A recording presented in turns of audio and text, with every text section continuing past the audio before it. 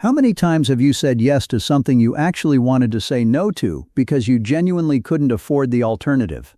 Picture this. It's Sunday evening, a little past 8. Someone's lying on the couch, half dreading tomorrow. There's a meeting on the calendar they already know is going to end with them agreeing to something they don't want to do. Same as always, they open their banking app, mostly out of habit. $25,140. A couple of years ago it was $2,000.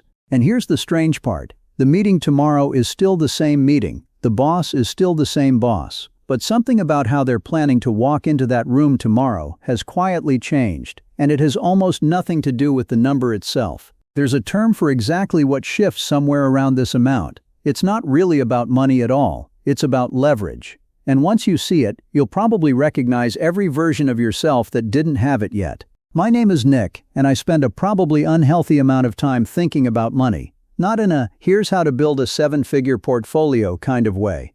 More in a, why does the same job, the same boss, the same Monday suddenly feel less impossible once a number in a savings account changes kind of way. Today I want to talk about $25,000. Not because it's a round number, not because it unlocks anything official, because somewhere around this amount, something changes in how people relate to power, their own and everyone else's. Here's the assumption most people carry about a number like $25,000, that it's a savings milestone, a bigger emergency fund, maybe the start of an investment account.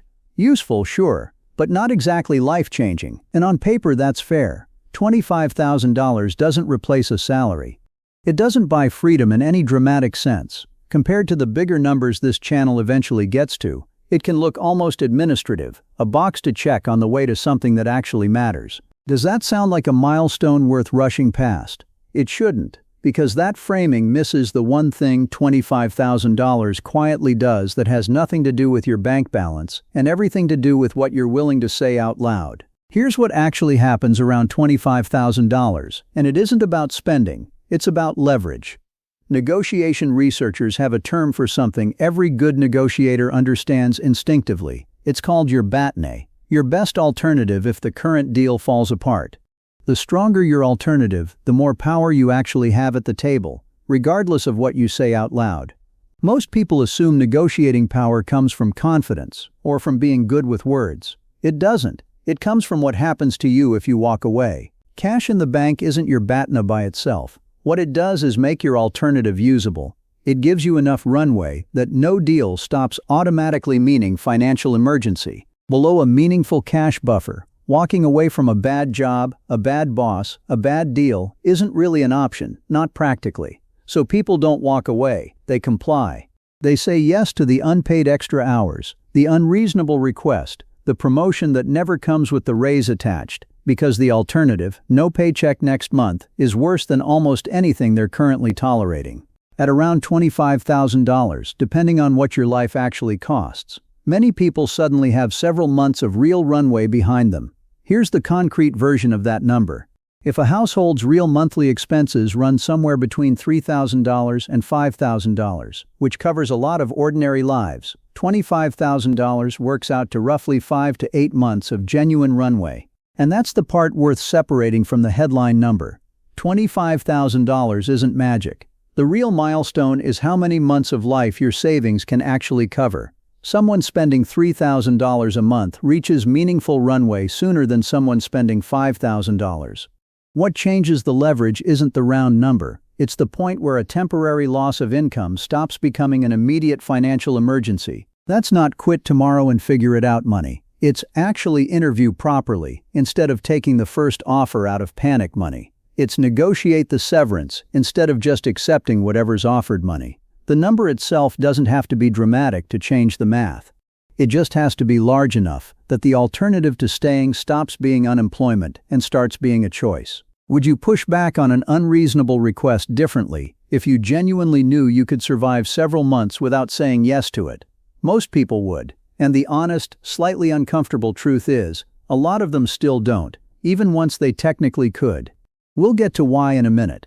And now put that runway back inside Monday's meeting. Someone with $25,000 in the bank walks into that same Monday meeting and for the first time actually considers saying the sentence they've been swallowing for years. I don't think that's reasonable.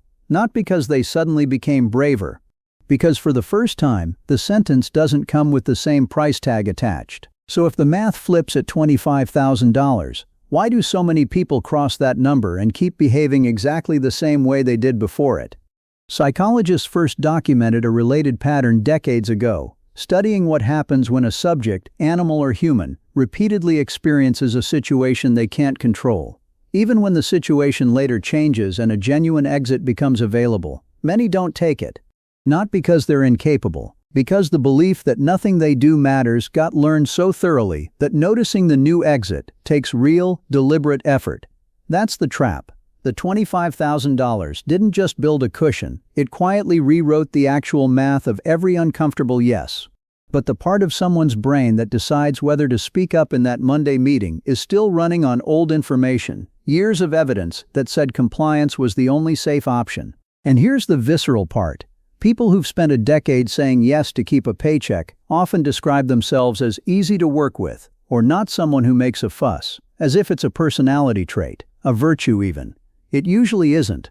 It's the residue of a decade of having no real alternative, dressed up as a compliment they gave themselves so it would hurt less. That's the real cost of staying below this number for too long. It isn't just financial. It's that the muscle for saying no, for actually using the leverage that eventually shows up, can atrophy so quietly that most people don't notice it's gone until they're standing in the room with the leverage finally in hand, and reaching for the same old yes out of pure habit. Now, I want to pause here for a second, because there's an obvious objection. Nick, this is all very poetic, but I'm not about to quit my job over $25,000. That's not enough to actually walk away from anything. And you're right, for most people, it isn't enough to walk away completely.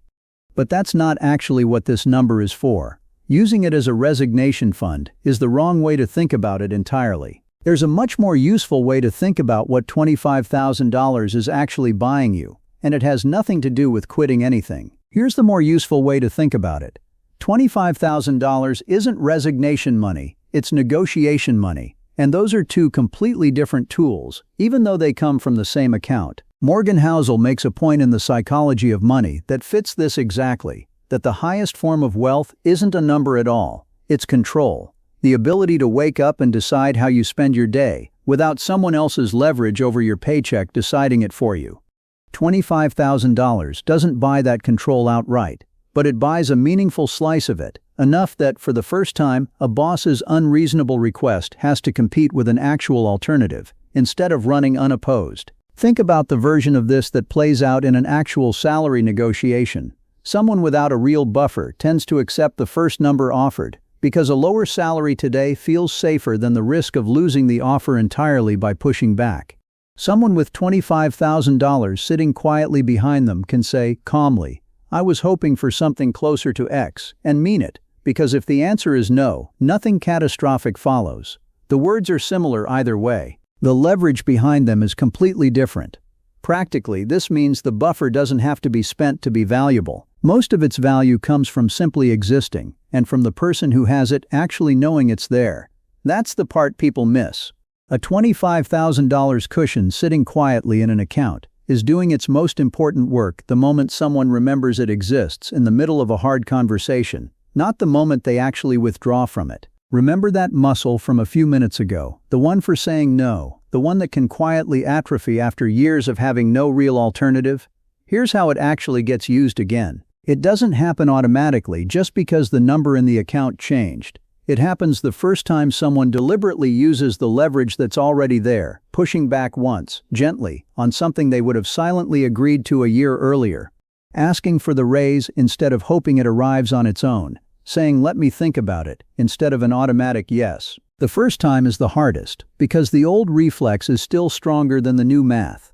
But each time the leverage actually gets used, and nothing catastrophic happens, the muscle remembers a little more that it's allowed to work. The $25,000 built the option.